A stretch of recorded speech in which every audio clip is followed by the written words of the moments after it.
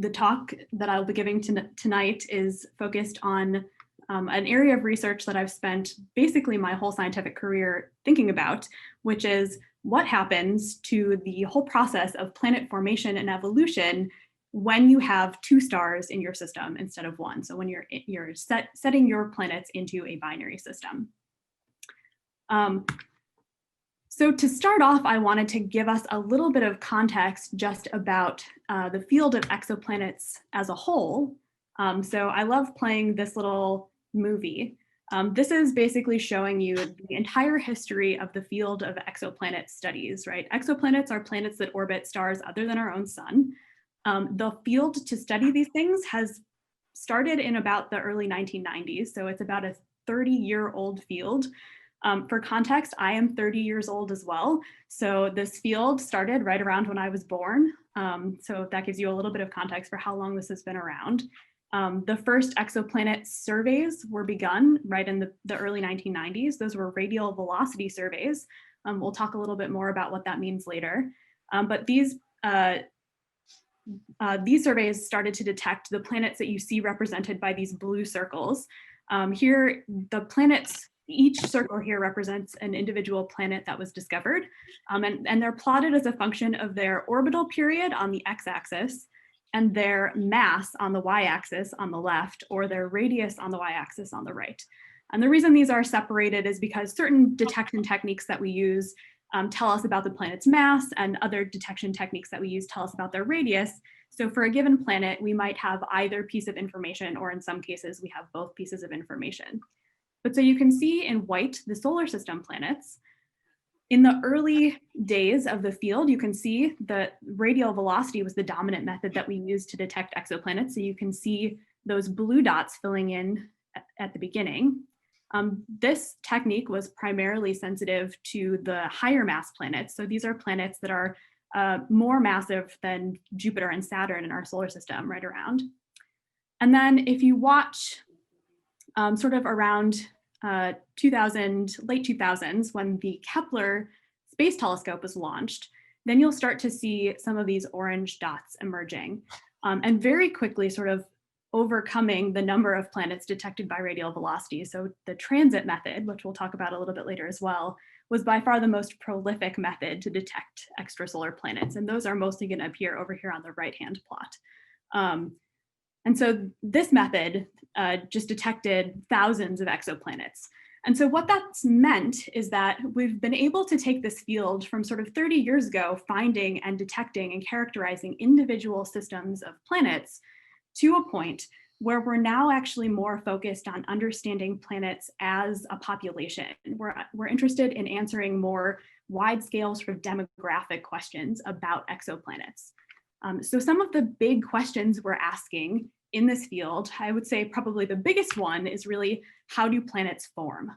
The whole process of planet formation, we sort of thought we knew how it worked back when we only had the solar system planets as a reference.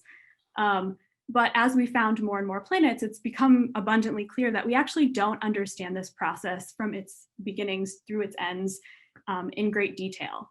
We sort of have vague ideas, but there are a lot of pieces of this puzzle that have yet to be filled in. And then another of the big questions we are interested in answering is, how common is our solar system, and how common is the Earth, right? We want to understand ourselves and our place in the whole picture of exoplanets. So we have learned a great deal. One thing that I want to highlight, this is from a paper that was published really just this month, and it's the culmination of the Kepler Planet Survey results. This paper tried to estimate the occurrence rate of small planets in the habitable zones of sun-like stars, so basically Earth analogs. And the Kepler mission was not very sensitive to this type of planet, so this is an extrapolation from the planets that they did detect. But what the statistics lead us to conclude is that Earth-like sort of potentially habitable planets are actually pretty common, something like 0.4 to 0.6 planets per star, meaning that if you selected 5 random sun-like stars in the sky, you might expect that between 2 and 3 of them hosts a planet kind of like the Earth. So that's something that's really exciting that we've learned that we would have had no idea about 30 years ago. You know, people might have guessed that maybe Earths are common or maybe Earths are rare, and no one would have been able to say yes or no. But now we sort of have an idea that they are fairly common. Another thing that we've learned from these exoplanet studies is that by far the most common type of planet is between the size of Earth and Neptune. Yeah, how do you define habitable? I see a question in the chat. Let's go back really quick. So there are a few different ways you can define it. These numbers are for sort of a conservative estimate of what the habitable zone is, but in this paper, they also go through an estimate for what happens if you assume sort of a more optimistic habitable zone. And then the numbers are a little bit higher, like 0.5 to 0.8. So, but it has to do with sort of what is the temperature on the surface of the planet. Okay, so yeah, so the second thing we've learned here is that super Earths or sub-Neptunes, planets in between the size of the Earth and the size of Neptune, are incredibly common. They're probably the most common type of planet. And they seem to occur in these sort of dense, tightly packed systems with very short orbital periods, with lots of planets sort of packed in very close to their stars. And we'll get to the binaries in a minute. So let's stick with just the single stars for now. When there's good pictures, let me know. Okay. Okay. Yeah. So these kind of planets, these super Earths or sub-Neptunes, are by far more common than giant planets like Jupiter and Saturn. And it's interesting because we don't actually have an example of this type of planet in our solar system, right? We have the Earth and we have Neptune, but there's nothing in the size range between those two planets. And so for a long time, we weren't really sure what these planets might look like. Do they look like larger scaled up versions of the Earth where they're still mainly rocky, with maybe just a thin outgassed atmosphere? Or are they sort of like scaled down versions of Neptune with large, puffy, thick atmospheres from hydrogen and helium? Okay, my little image here isn't showing, unfortunately, but I'll say the conclusion anyway, which is that another thing we've learned from these small, densely packed systems that Kepler discovered is that when planets occur in multi-planet systems, they tend to be similarly sized and regularly spaced. So basically you can imagine them like sort of peas in a pod. So this paper, I intended to show you a plot from a paper by Lauren Weiss et al. From 2018 that shows examples of planetary systems, which are basically a bunch of planets that are all the same size and all very regularly spaced. So we think that this must be some sort of common outcome of planet formation, although we don't actually know precisely why this might happen. And then when you look at planets very close to the host star, we also have learned that we have to factor in stellar irradiation, which sculpts planets, right? So we think that planets probably form with a fairly uniform distribution of masses. They also probably accrete a different amount of mass of an atmosphere depending on the mass of the core. But when you get close to the planet, close to the host star, the stellar irradiation below some threshold planet mass will just sort of blow the planet's atmosphere off. And so below some mass threshold, planets actually just become these bare rocky planets, kind of like the Earth, but scaled up. So these are what we call the super Earths. And above that threshold, you can retain your thick atmosphere and stay a mini Neptune. And so when you look at the distribution of planet sizes, for planets that are close to their star, right, less than 100-day orbital periods, you find these two peaks. There are these two different populations, and the dividing line is around 1.8 Earth radii, rather. So if you're about 1.8 the size, 8 times the size of Earth, you can retain your thick atmosphere, and that actually means you're much larger than that, right? The 1.8 Earth radii would be the size of your core, whereas below this threshold, the atmosphere is basically blown away. And so these planets are smaller and rocky. So these are the different systems that we've detected that have these sort of regularly spaced, equally sized planets. Okay, and then the last thing that I want to mention that we've learned from sort of the first 3 decades of exoplanet science, and this is not by any means an exhaustive list of things that we've learned, but these are the things I'd like to highlight. And this is from radial velocity surveys, which have now been going on for about 30 years. What we're finding is that if you look at how common giant planets are as a function of their separation from the host star, there's actually a peak right around 3 to 5 AU. So that's suggesting that this is sort of the most common location in the solar system where giant planets end up. So this is actually interesting because it lines up with our theories of how giant planets form, which is that they have to form far out enough in the disk that volatile materials like water are in ice form rather than gaseous form. So if you get farther out from the star, it gets colder. Eventually at a point we call the ice line or the snow line, the water will freeze out into ices. And that means that the density of solid materials outside of that region of the solar nebula is much higher. And so planetary cores can form much faster and accrete a large gaseous envelope to blow up into a giant planet. Whereas interior to that, the cores will form much slower and they never have time to accrete gas and become gas giants before the gas disk dissipates. That happens at around 10 million years in the age of the system. And so we're seeing that planets, giant planets, these planets that are 30 to 6,000 Earth masses, they seem to be the most common just outside of the ice line. And then they sort of taper off again, outside of that. And this is something that we've learned really only in the last few years, because it's only been in the last few years that we've been sensitive to planets out here at 10-year orbital periods, because we need to sort of have the survey baseline that we've had to have been following these stars for many decades in order to really be able to find these long period planets. Okay, so now I want to draw your attention to some excerpts from some of the papers I've just talked about. So here's the Bryson et al. Paper. This is the one about the occurrence rate of Earth-like habitable planets. Here's Lauren Weiss's paper about the regularly spaced, evenly sized planets. And here's a radial velocity paper that was sort of the basis for Rachel Fernandez's work in this paper. And I've highlighted some text here which says, we remove poorly characterized binary and evolved stars. And here we discarded stars that were diluted by at least 5% by a second star in the Kepler aperture. And over here we say F and G stars that are active, high rotation, have been rejected, as well as binaries.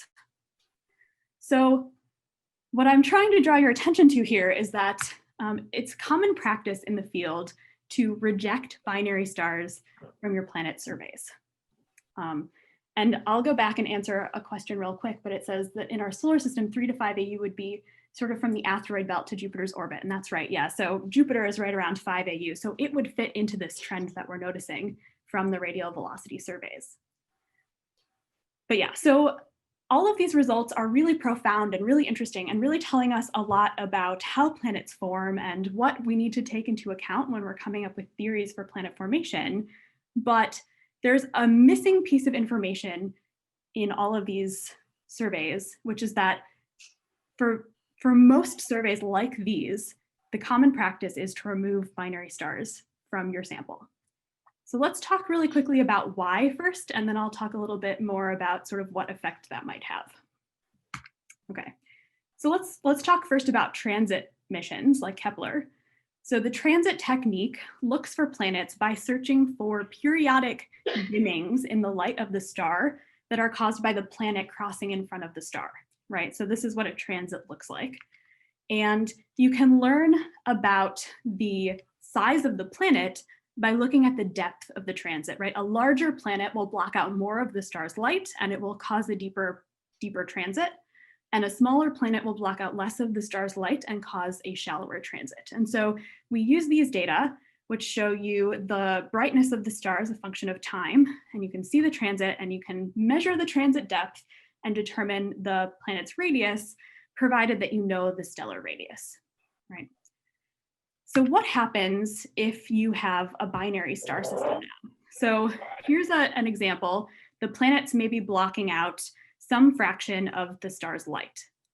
But if there are actually two stars in your photometric aperture, so you're adding together the light from both stars, then blocking out that same percentage of this star's light means you're blocking out a smaller fraction of the total light of the system.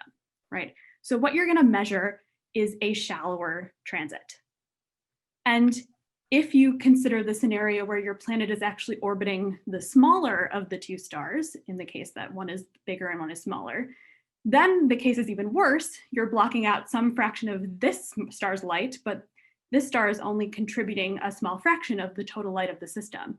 And so you're gonna measure an even shallower transit. And so if you don't know that that's a binary system and you collect this data and you measure the depth of the transit, then you're going to conclude that you have a very small planet.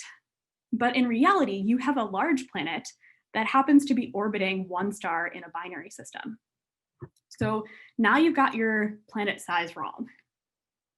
And that's a problem if you're trying to, say, understand the occurrence rate of small planets, because now you're adding a large planet into your sample that doesn't belong there. And this can happen for many, many different systems. So just to give you a sense, Kepler and TESS have intentionally pretty low resolution, right? They have a very large field of view, which means they have to have large pixels to be able to cover that much of the sky. And so here's what an image of from the Kepler telescope might look like. In this image are a few different stars, but if you look at higher resolution, it's actually a lot more stars than you think are in the image, right? This one happens to be a binary, and this is pretty common. So we have had to do a great deal of detailed ground-based adaptive optics surveys and follow-up to try to understand how many of the Kepler planet host stars actually have stellar companions, and then reassess all of their planetary radii. Another effect that this has is if you think you're sensitive to small planets, you actually aren't around binary stars, because those small planets, which already have a very shallow transit depth, now they're diluted and they're so shallow you can't even find them. And so you overestimate your sensitivity to small planets if you don't account for the fact that there are binaries in your sample. And all of these things can disrupt occurrence rates. And so the common practice is just to get rid of everything that you think is a binary and just focus on the single stars, because it's avoiding some complications. So that's the situation for transit missions. There's also an issue for radial velocity surveys when you think about binary stars. So here's a sort of schematic of what's going on with the radial velocity method. So this is a spectroscopic method. We take a spectrum of the star. A stellar spectrum has sort of characteristic shape in wavelength versus brightness, right? So there's a particular shape, and then there are these black lines, these faint lines, which are absorption lines in the spectrum. And these have to do with the makeup of the star's atmosphere, right? What molecules are present in the star's atmosphere. And these lines have a very particular wavelength. But because of the Doppler shift, which tells us that if a source of a wave is moving towards or away from us, then the wavelength is shifted. And so as the star moves, while the planet tugs it in its orbit, the star sometimes moves towards the Earth and sometimes moves away from the Earth. And we can map that motion out by looking at the wavelengths of the absorption lines in the spectrum. And so we see this motion and we infer that there's a planet orbiting it, right? We're not actually measuring light from the planet at all. We're just measuring light from the star, and we're watching it move in wavelength space over time. This particular diagram is grossly overstating what types of shifts we actually detect, right? When we're detecting the motion due to a planet, we're detecting shifts of line wavelengths at the thousandth of a pixel level, right? Very, very tiny little shifts. And so we require a great deal of sort of statistical capabilities to try to model these spectra and measure these very, very tiny shifts in their wavelengths. So what happens when you have a binary star system? So now I'm plotting that same sort of spectrum, right? Except I've plotted it in 2 dimensions here. So this is wavelength or color versus flux. And these little dips here that you see are those same dark absorption lines. So this is just a single star. If you had a second star, its spectrum might look similar, or it might look a bit different depending on the temperature of the star. But it would also have a sort of a different Doppler shift to it, right? And that's because each star is sort of moving in its orbit around the other star. And so you would have these 2 lines but they would be shifted relative to one another. And now your spectrum sort of looks like this. So this is what we call a double-lined spectroscopic binary. So this is a binary star that's causing two sets of lines in the spectrum. And these are not stationary relative to each other because the binary is itself orbiting around, each star is orbiting around the other. And so these lines are moving, but they're moving sort of opposite to each other and sort of moving back and forth across each other. So this just basically makes your spectrum a great deal more complicated. And it may not look too difficult to deal with this. And people have been studying binary stars by looking at their radial velocities for, I think, like 100 years. If you're only interested in the sensitivity to binary star systems, where the velocities caused by each star could be like kilometers per second, this isn't really a big problem. But when you're trying to look for planets around either of these stars, and you're looking for shifts at the 1 meter per second level, this all of a sudden becomes way more difficult. And so the algorithms that we have to try to measure the Doppler shifts due to a planet's orbit do not work when you have a double-line spectroscopic binary. And so that's why it's common practice in radial velocity surveys to exclude your binary stars. So unfortunately, when you exclude your binary stars, you're excluding a lot of stars. Okay, so this is a plot from Ragavan et al. 2010, which shows you the fraction of stars with a stellar companion as a function of stellar spectral type. For reference, the sun is a G-type star. And so this sort of orange circle I've drawn in the middle is the sun-like stars. These are sort of FGK type stars. And if you read off on the left, about 50% of them have a stellar companion, right? So the sun had sort of a 50-50 chance of ending up as a binary star. It didn't, but half of stars like the sun in the local neighborhood do have stellar companions. And so when you exclude binary stars from your sample, you're excluding half of the stars. Lower mass stars like M dwarfs have a little bit lower binarity rate. So they're sort of like 30 or 40% are in binaries, but still a pretty large fraction. There are also the high mass stars, which are almost always in binary systems, but we usually don't study those with planets anyway. They're much less common than lower mass stars. And they also have spectra that are not really amenable to doing radial velocity work, so we don't really include those in our surveys anyway. So sun-like binaries also have sort of a typical separation. So this plot is showing you the number of systems as a function of the semi-major axis, so the distance between the two stars in the binary system. And you can see that there's a peak that's right around 50 AU. So for reference, that's kind of like where Pluto is in our solar system. And so about half of the binary systems where the sun-like star is a primary are closer than this, so at the scale of the planets in our solar system, and half of the binaries are wider out at greater than 50 AU. And then also for sun-like primary stars, there's a relatively flat distribution in terms of the companion's mass. So they're sort of equally likely to be between 0.1 and 1 solar masses for a 1 solar mass primary star.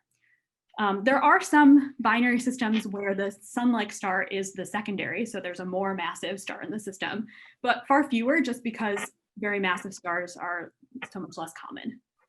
So we usually, when we talk about sun-like binaries, we're talking about binaries where the sun-like star is the primary, is the most massive star in the system.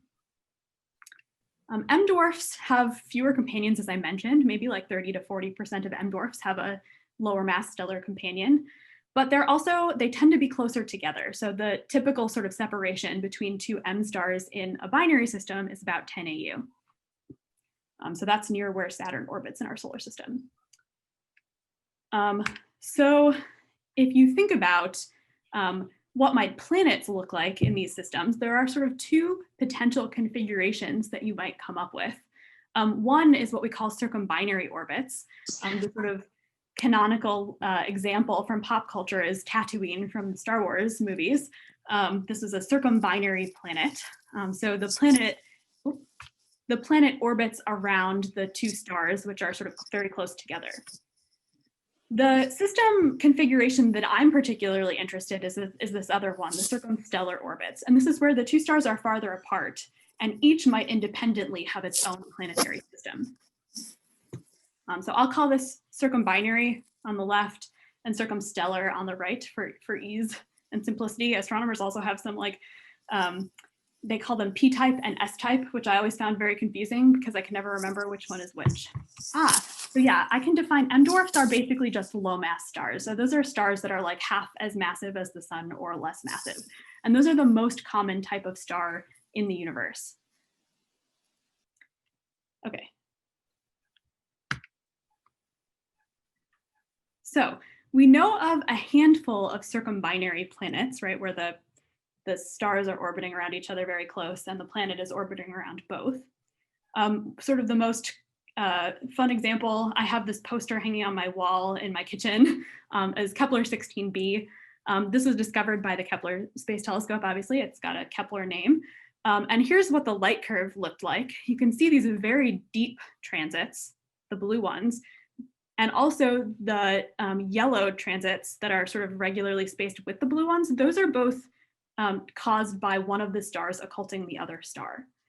But then if you look really closely, there are also these longer period, right? The time between them is longer, dips that are marked with green and red. And that's when the planet is transiting each of the individual stars. So because the blue and yellow dips are happening so much more regularly, that shows you that the orbital period of the binary around it is much shorter than the planet's orbital period. So this must be a circum-binary planet. And this isn't the only one of these types of planets we know about. There are probably, I would say, 20 circum-binary planets that we know about. Here's a handful of them that were detected by Kepler. One thing that's kind of interesting is that they all sort of pile up just outside of what we'll call the instability region, right? If you get too close to these stars, then gravitational interactions between the star's orbits and the planet would destabilize the planet. And we'll talk a little bit more about that later. But so many of the circum-binary planets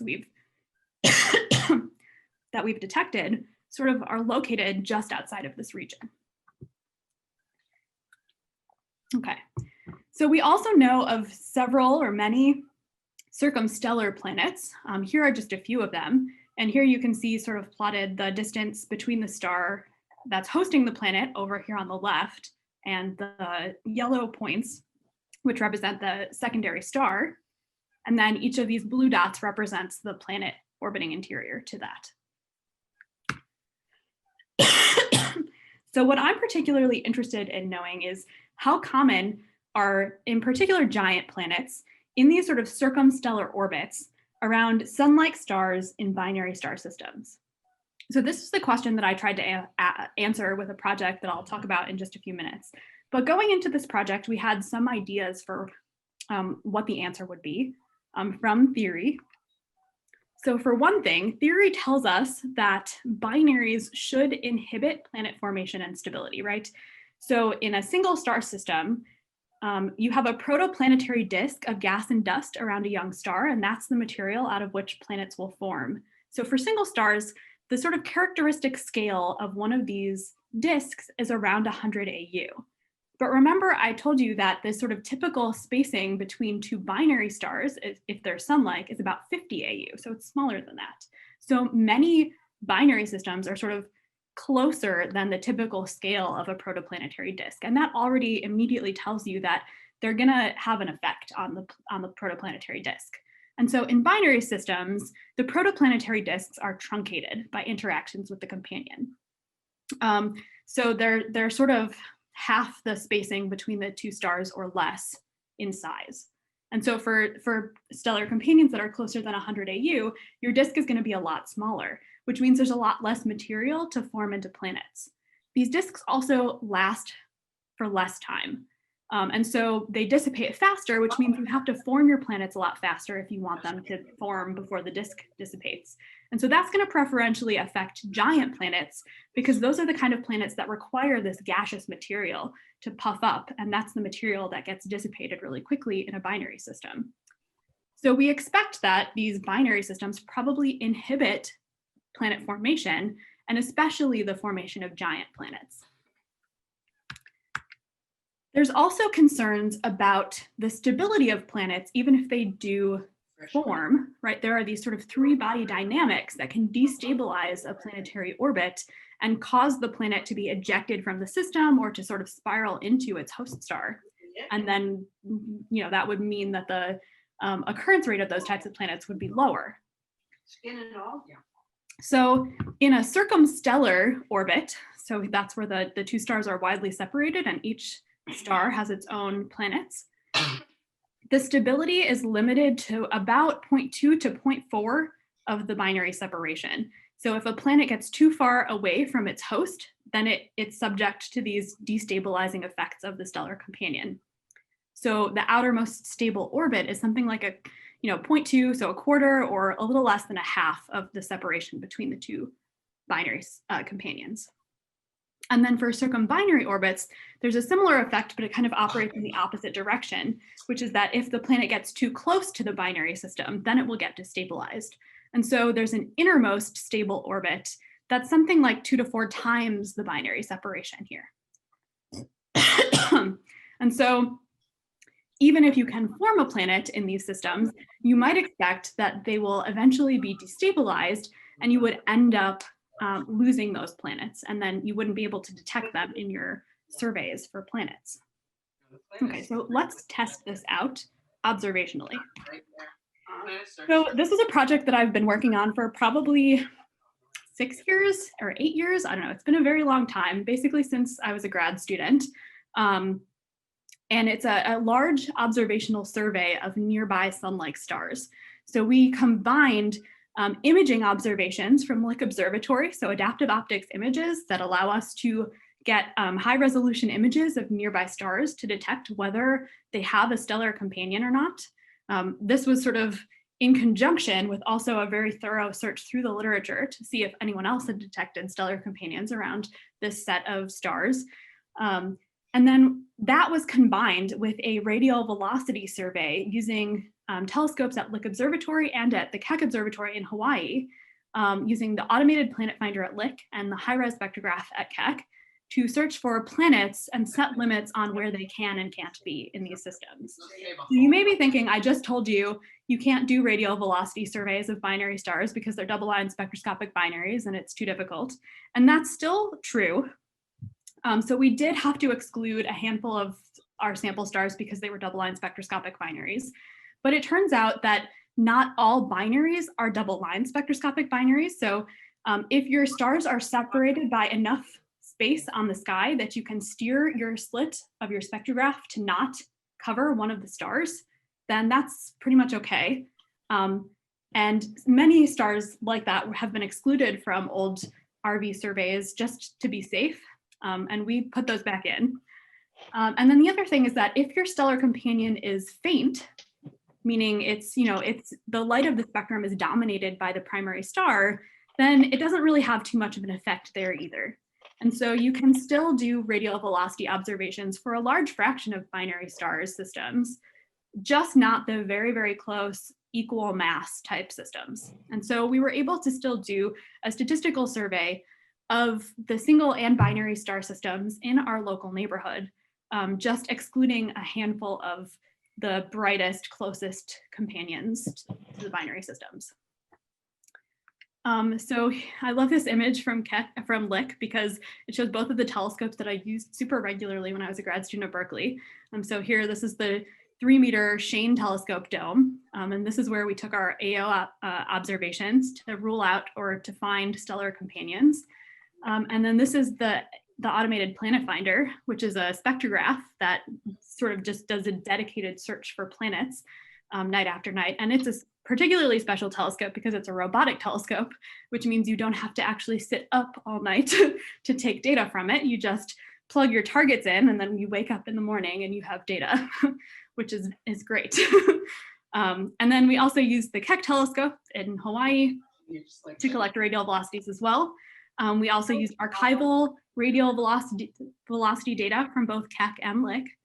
And we looked at about 300 stars within 25 parsecs of the sun. So we selected them to be sun-like from, this is a color magnitude diagram, but this basically shows stars And this box indicates the stars that are the most like the sun, right? So they're similar in their temperatures or colors, and they're also similar in their evolutionary phase. Okay, so let me show you what we found. So these plots are showing you the occurrence rate of giant planets for different populations of stars. Here we have the single stars. This plot shows you all of the binary stars. This shows you just the widest binary, so binaries with separations more than 100 AU. The pink one shows you the close binaries, so these are the binaries with separations less than 100 AU. And then on the right, we have all of the stars in the sample. And up here, you see these numbers, which tell you essentially how many giant planets per star each of these stars has. So these samples of stars have. So let me just really quickly draw your attention to a couple of things. First is the close binary systems have far fewer giant planets than the single star systems, right? It's a difference of like factor of 4 to 5 less giant planets per star in close binary systems than in single star systems. So this is telling us that these close binaries indeed are having this inhibitive effect on planet formation, right? So they're suppressing the formation of planets by a factor of between 4 and 5, just by having a close stellar companion within 100 AU of your primary star. So this is aligning with our theories going into this project. If you look at the wide binary systems, it turns out that they have almost the same number of giant planets as the single star systems, right? So these two numbers within our uncertainties are statistically equivalent. So it seems like wide binary systems, where the stars are separated by at least 100 AU, are not actually inhibiting the formation of planets, right? You're ending up with the same number of giant planets in those types of systems as you are in the single star systems. And that's for planets orbiting the sun-like host star. We haven't actually studied the stellar companions in this survey, but they probably also host planets at the same rate as single star systems. And so that means that if you're thinking about a wide binary system where there are 2 stars in the system, then you're actually sort of almost twice as likely to have planets. So you have sort of twice as many planets per system in a wide binary system than you do in a single star, because there are just twice as many host stars, each of which is not really strongly inhibiting the formation around its companion. So it's not quite twice as many, because lower mass stars tend to have fewer giant planets even in single star systems, and many of your companions to your sun-like stars are probably lower mass. But when we calculate the sort of system-wide occurrence rate, taking that into account, we get something like 0.3 planets per star, so about 1.5 times as many planets in a wide binary system than in a single star system, where in each of those cases, the primary star is a sun-like star. Okay, there's another thing that we sort of noticed, and this is a little bit tentative, but it's interesting to think about. If you break this down a little bit further and you calculate the number of giant planets per star interior to 1 astronomical unit and then exterior to 1 astronomical unit for the single stars, you find that planets are just far more likely to be outside of 1 AU. And this is reflecting what I talked about earlier about the ice line or the snow line, right? That giant planets tend to form farther out in the disk, out beyond the snow line, which is somewhere around 2 to 3 AU. And so the occurrence rates for giant planets are significantly larger outside of 1 AU than they are inside of 1 AU. And that's in the single star systems. Now, if you show the binary star systems and you do the same calculation, you actually don't see this difference that you saw in the single star systems case, right? So the planets are sort of equally likely to be interior to 1 AU and exterior to 1 AU. So I think this might be pointing to planet migration, which theory has sort of suggested might be caused by stellar companions, even wide stellar companions. So maybe what's going on is that these wide binary companions are kicking the planets that formed out here to sort of migrate in towards the host star, and that we're seeing this, this signature in the comparison between these two samples. So I see a question. See, are the wide binaries formed in the same disk, or are they captured binaries? So typically we think of these as having formed together, but each star sort of has its own independent disk. So they would form out of the same cloud, right, in the star formation process. And the star formation process does fragment and produce binaries pretty commonly. We know that because binaries are very common. So a lot of the same material would sort of end up in these two disks, each orbiting each star. When the binary is close together, you can end up with a sort of circum-binary disk, and that's where you form those circum-binary planets. So yeah, I hope that answered the question.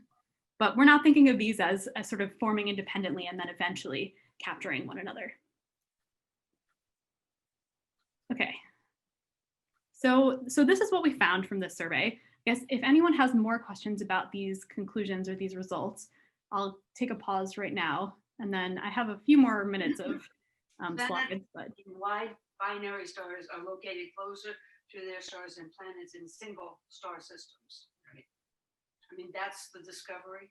That's one of them, yeah. So let me restate it because I'm not sure. So basically, in the single star systems, planets are more likely to be outside of 1 AU than inside of 1 AU, right? The planets are more clustered between 1 and 10 AU, where they're forming beyond the ice line. In the binary systems, they seem to be migrating, right? The planets seem to be getting kicked in towards the host star. And so they're just as likely to be interior to 1 AU as exterior. Sorry if this slide is a bit confusing. But did that answer the question?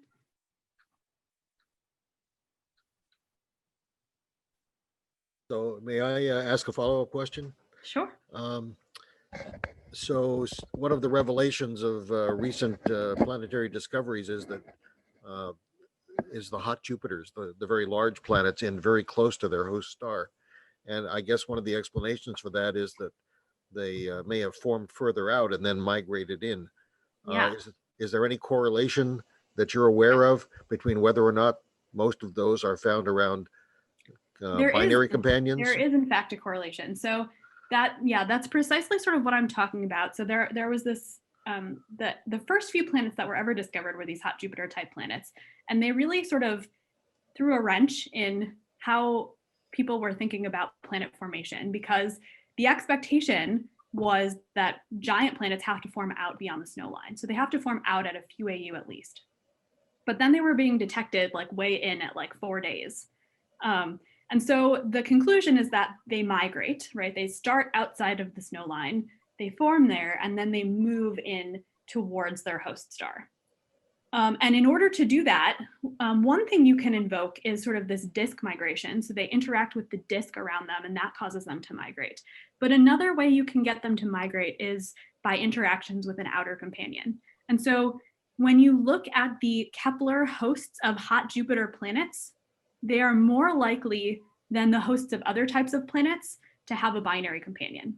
So there is a correlation there that's pointing to the same idea that maybe these outer stellar companions are causing at least some of the giant planet migration that we're observing to form these hot Jupiters. And also in this survey, so these are not really hot Jupiters, they're sort of warm Jupiters, but they might be formed in the same way by sort of kicks from this outer stellar companion. Okay, thank you. Sure. Okay. So I'll mention a caveat, which is that this study was really only sensitive to giant planets. We weren't able to detect terrestrial planets, but there are almost certainly effects from the presence of a giant planet on whether or not you can form a terrestrial planet and sort of what it would look like. So giant planets in the outer solar system probably affect both the stability of terrestrial planets and asteroids around them. They affect the bombardment of these inner planets. So whether they get heavily bombarded in the same way that the Earth got bombarded early in its history, whether they are sort of hit by enough material that has water to deliver water to the planet.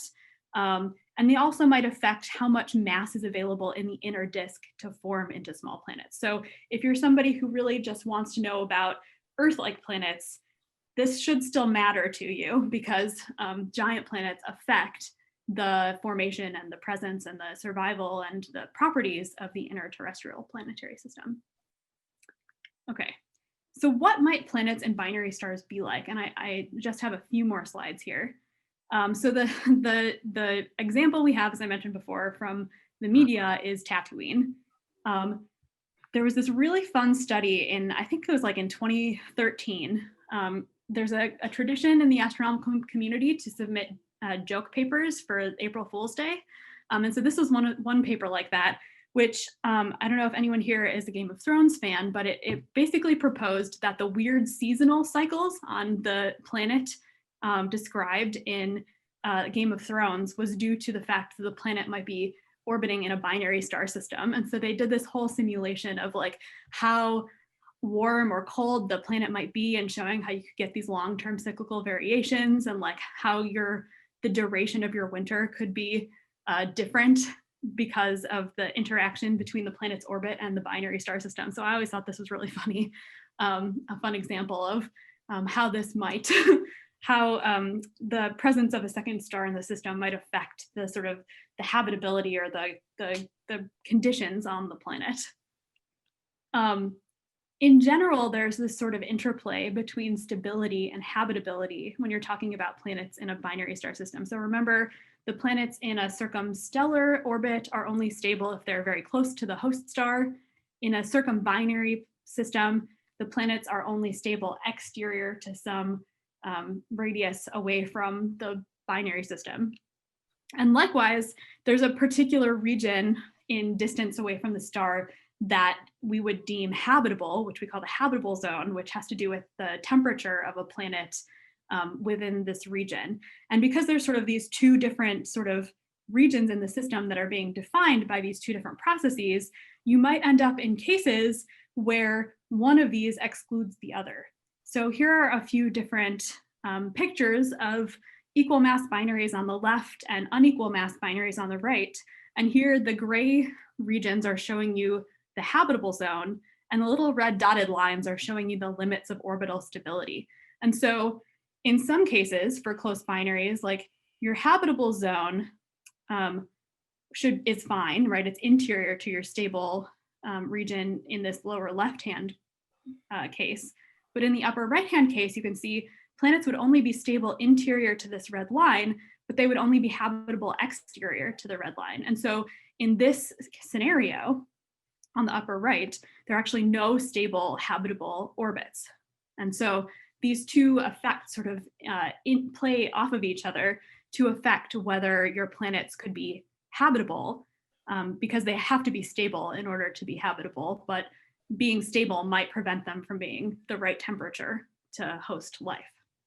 And you can do the same thing for circum-binary planets as well, where now the stable regions is exterior to the red line. And in some cases, you might actually exclude your habitable zone from your stability region.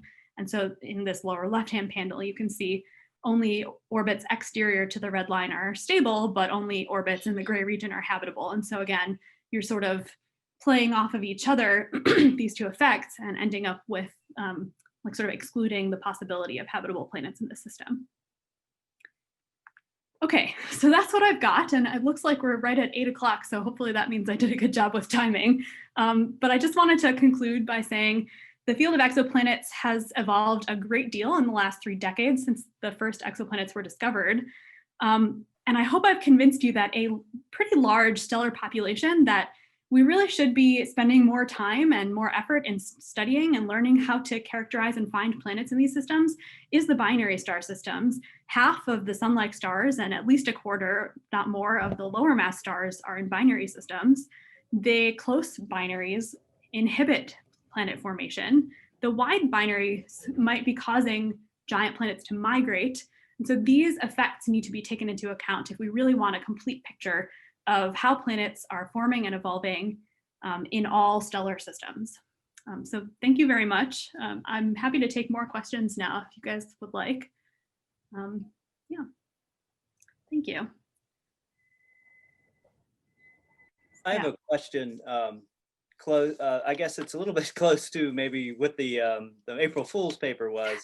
But if you're in a stellar binary system and you've got a planet that's orbiting one of those stars, what would be the like daytime cycle of a star system like that? I mean, your days, would they vary on ever having a truly black sky, or because of the, you might line up with a star, with a close star in the front for your daytime and a farther away star but still on your night side of your planet? Mhm. Would that be enough to illuminate that to a very, a dusk type Right. of time the whole time? Yeah. You stole my question. Sorry, sweetie. That you and I had the same question. That's a really good question. Yeah, so I suspect it would depend a lot on the configuration of the system. So if you have a very wide binary system, then the secondary star might be far enough away that it wouldn't illuminate to daylight the opposite side of the planet. But that's not necessarily the case, right? It could be sort of dusk. Like I haven't thought about exactly how it would look to be sort of 50 AU or 100 AU away from the sun. Although there are images of the sun taken by sort of spacecraft that have visited more distant regions of the solar system that might give you a good sense for what would a star like the secondary star look like out if it was 100 AU away. Right. Yeah. Like so I suspect to Jupiter. I mean, sunlight to Pluto or something. Right. Exactly. Yeah. So if you look up like a New Horizons image of Light the sun, falls that off would like tell 1 you. over r squared. Exactly. Yeah. So the light goes like 1 over r squared. Right. So I guess my daughter and I would really like to encourage you to do a paper on this for April's 1st. And some simulations. That would be fun. I'll definitely consider it. It's a little ways away, so I have some time to think about it.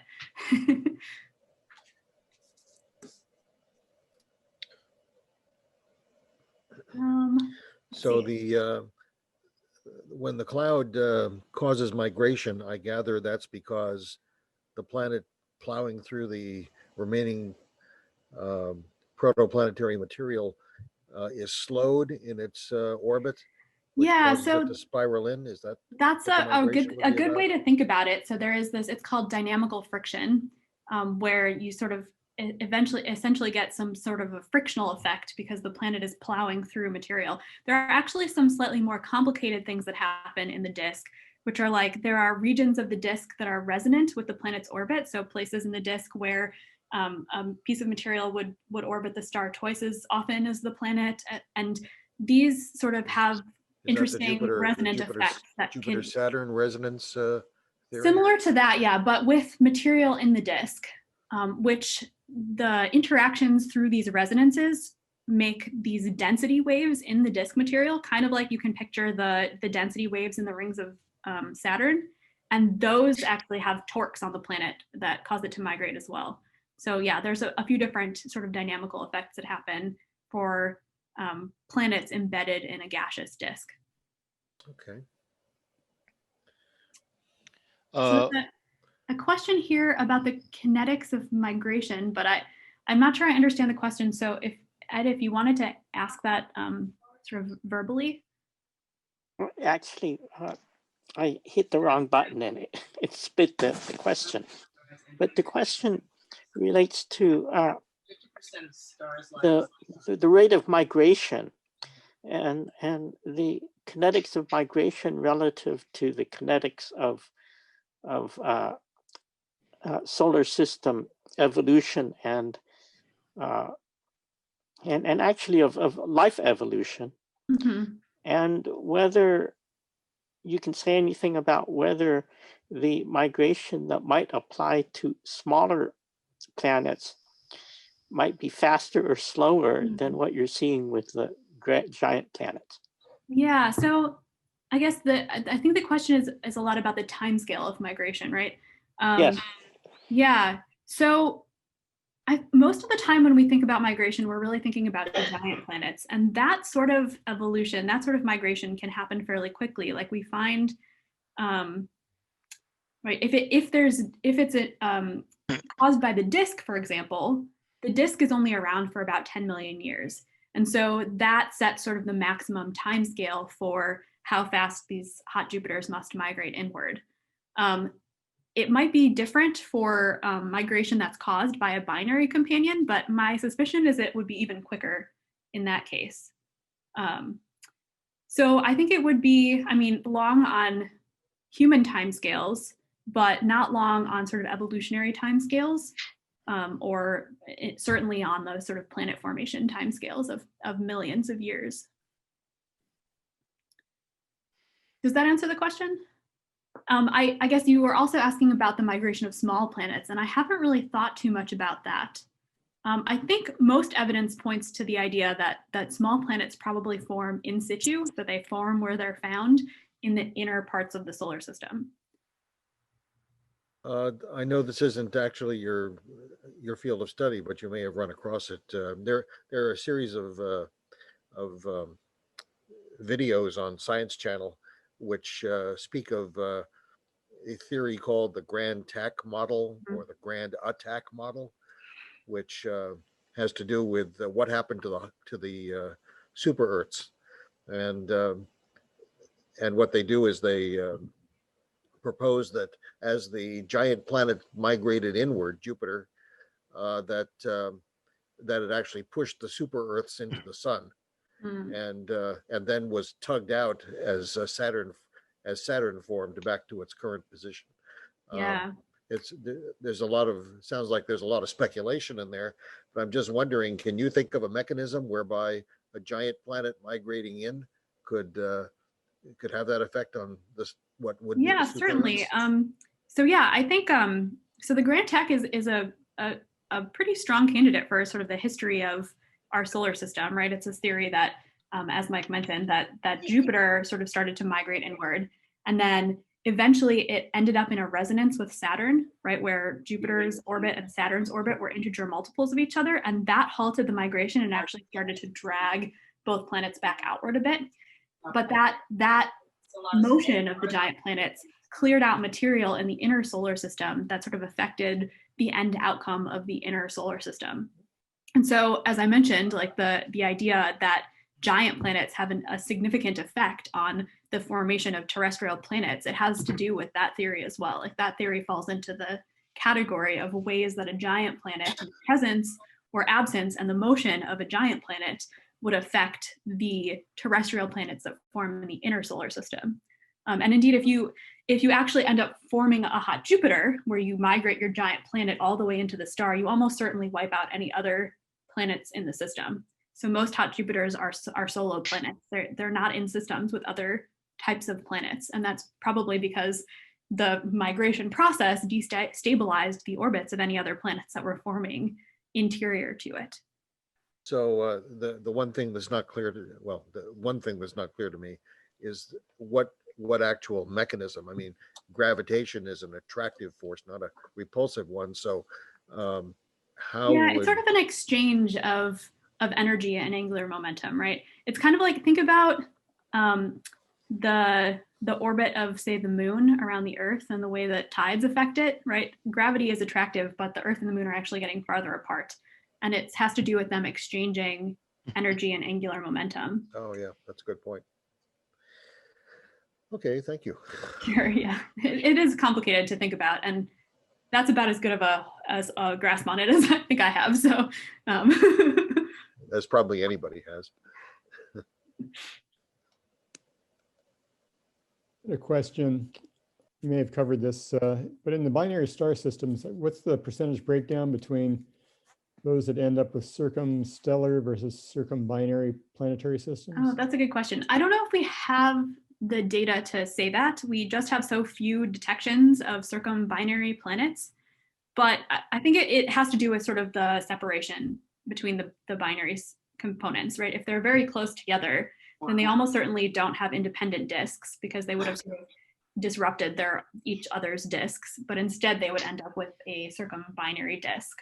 And then if they're sort of at intermediate separations, it's possible that they could have both circum-stellar and circum-binary disks.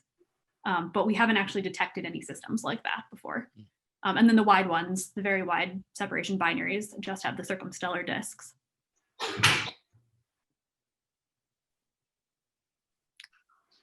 So I would be surprised if you could find any systems that have both circumbinary and circumstellar planets, but that would be super cool.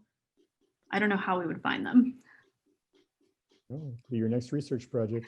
In terms of the percentage between the two, is it like 90% or circumbinary versus circumstellar? Is there any What? way to judge that? Yeah, I don't know if I could put a number to it. Thank you very much. It was a wonderful talk. Thank you very much. Some complimentary comments, and we thank you very much for favoring us with it. Thank you so much for inviting me.